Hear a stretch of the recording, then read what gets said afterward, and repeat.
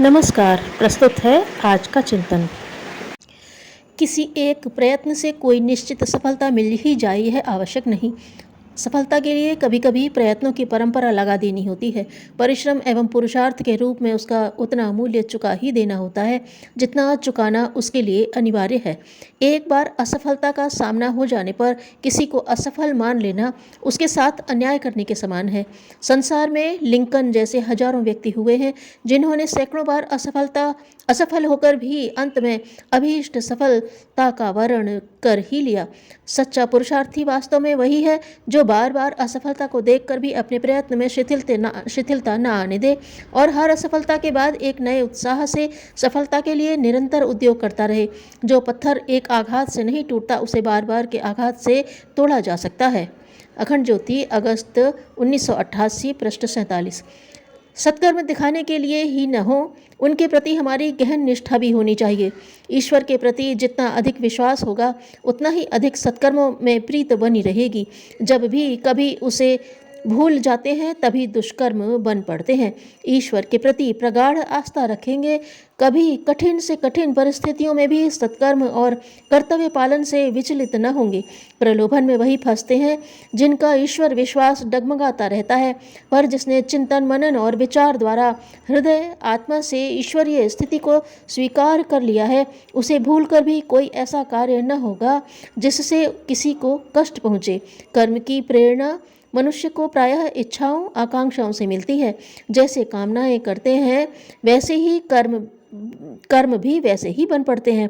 लोग वासना से प्रेरित होकर ही असंयम अपनाते और कुमार्ग पर चलते हैं। स्वास्थ्य की खराबी का कारण अखाद्य पदार्थों को नहीं मानेंगे वरन स्वाद प्रियता को कहेंगे, जिससे प्रभावित होकर मनुष्य कम ज्यादा का ध्यान न देकर अच्छी बुरी वस्तुओं को उदरस्थ करता रहता है। कर्म का मूल मनुष्य की इच्छा है, अतः कामनाओं पर नियंत्रण रखना अत्यंत आवश्यक है। ऐसा न करें तो जीवन लक्ष्य की साधना में शिथिलता आ जाती है। अखंड ज्योति, अक्टूबर 1988, पृष्ठ 30। मनुष्य जब तक सांसारिक अभिमान में भूला रहता है तब तक उसकी शक्ति और सामर्थ्य बिल्कुल तुच्छ और नगण्य होती है। जीवन के सारे अधिकार जब ईश्वर के हाथ सौंप देते हैं तो पूर्ण निश्चिंतता आ जाती है। कोई भय नहीं, कोई आकांक्षा नहीं, न कुछ दुख और न किसी प्रकार का सुख शेष रहता है। पूर्ण तृप्ति और अलौकिक आनंद की अनुभूति होती है। जब जीवन की बागडोर परमात्मा को सौंप देते हैं तब उसे बुलाना नहीं पड़ता, वह स्वयं ही आकर पहरेदारी करते हैं। भक्त के प्रत्येक अवयव में स्थित होकर अपना कार्य करने लगते हैं। इस स्थिति को ही पूर्ण समर्पण कहते हैं। इस स्थिति को प्राप्त करने के लिए शरणागति की साधना करनी पड़ती है। जीवन के लिए भाग्य को शुद्ध करते चलते हैं, उसी में परमात्मा का प्रकाश झलकने लगता है और आगे बढ़ने का साहस मिलने लगता है। श्रद्धा और विश्वास की प्रशस्ति निरंतर बढ़ती रहती है तो लक्ष्य की समीपता भी बढ़ती है और पूर्ण समर्पण की स्थिति दिखाई देने लगती है। अखंड ज्योति, अक्टूबर 1988, पृष्ठ 29।